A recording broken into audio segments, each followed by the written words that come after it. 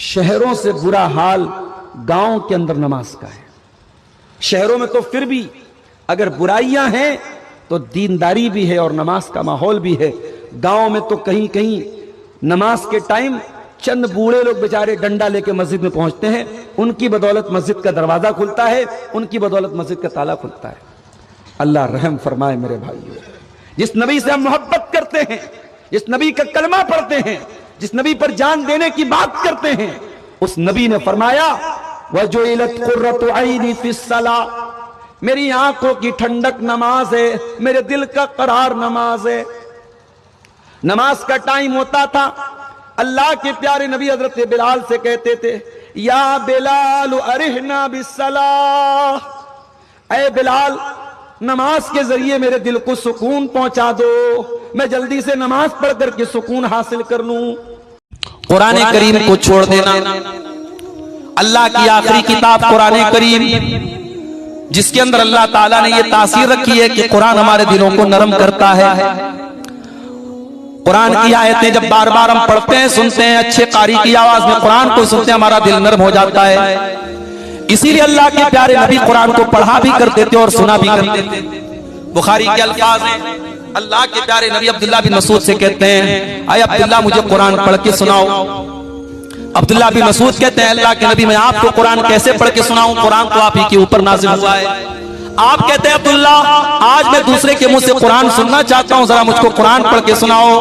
عبداللہ بن مسعود قرآن پڑھنے لگتے ہیں اور سورہ نساء کی تلاوت کرتے ہیں، اور سورہ نساء کو پڑھتے ہوئے جب عبداللہ بن مسعود قرآن کی آیت پر پہنچتے ہیں فَكَيْفَ إِذَا جِئْنَا مِن كُلِّ أُمَّةٍ بِشَهِيدٍ وَجِئْنَا بِكَ عَلَى هَؤُلَاءِ شَهِيدًا، اے نبی اس وقت آپ کا کیا حال ہوگا جب ہر امت میں سے ہم ایک گواہ لائیں گے، اور اے نبی ہم آپ کی امت کے اوپر آپ کو گواہ بنائیں گے۔ جب اللہ کے نبی نے قرآن کی آیت کو سنا، بخاری کے الفاظ ہیں ذرفتینا، اللہ کے نبی رونے لگے اور آپ نے کہا عبداللہ بس کرو بس کرو۔ عبداللہ کہتے ہیں میں نے نظریں اٹھا کے دیکھا فَإِذَا عَيْنَاهُ تَذْرِفَانِ، اللہ کے نبی کی آنکھوں سے آنسو بہ رہے۔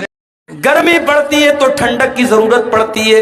اللہ فرماتا ہے لا يذوقون فيها بردا ولا شرابا، جہنم کے اندر نہ تو جہنمیوں کو ٹھنڈک ملے گی نہ پانی ملے گا۔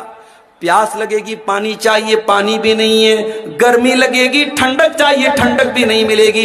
الا حمیما وغساقا، ان کو ملے گا تو کھولتا ہوا گرم پانی ملے گا، ان کو ملے گا تو پیپو مواد ملے گا، ان کو ملے گی تو غلیظ قسم کی چیزیں ملیں گی جو نہ کھا سکتے ہیں نہ پی سکتے ہیں۔ اللہ اکبر، یہ جہنمیوں کا حال ہوگا۔ لا يذوقون فيها بردا ولا شرابا الا حميما وغساقا جزاء وفاقا۔ اللہ فرماتا ہے اے میرے بندو ہم جہنمیوں کے ساتھ کوئی ظلم نہیں کریں گے، کوئی اتیاچار ان کے ساتھ نہ ہوگا، یہ ان کے کرتوتوں کا پھل ہوگا، یہ ان کے کرتوتوں کی سزا ہوگی، ہم تو انصاف کریں گے۔ جانتے ہو دنیا میں سب سے خطرناک ترازو جو ہوتا ہے وہ جویلر کا ترازو ہوتا ہے، سونار کا ترازو ہوتا ہے۔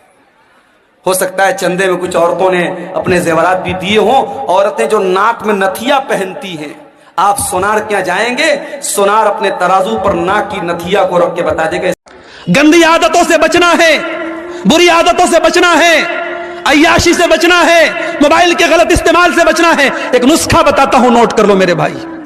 قرآن میں اللہ فرماتا ہے فخلف من بعدهم خلف اضاعوا الصلاة واتبعوا الشهوات فسوف يلقون غيا۔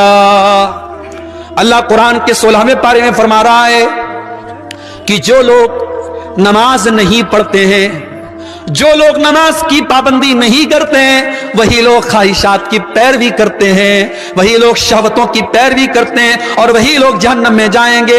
اس کا الٹا یہ مطلب نکلا کہ جو نماز کی پابندی کرے گا، جو 5 ٹائم کی نماز ہر حال میں پڑھے گا، وہ خواہشات کی پابندی سے بچے گا، وہ غلط شہوتوں سے بچے گا، وہ عورت کے فتنے سے بچے گا۔ وہ جس کو یہ رات میں فکر ہوگی مجھے صبح فجر کی نماز جماعت کے ساتھ پڑھنی ہے، وہ رات میں کوئی گندا کام کرنے کے پہلے 1000 بار سوچے گا، وہ موبائل پر کوئی گندی چیز دیکھنے کے پہلے 1000 بار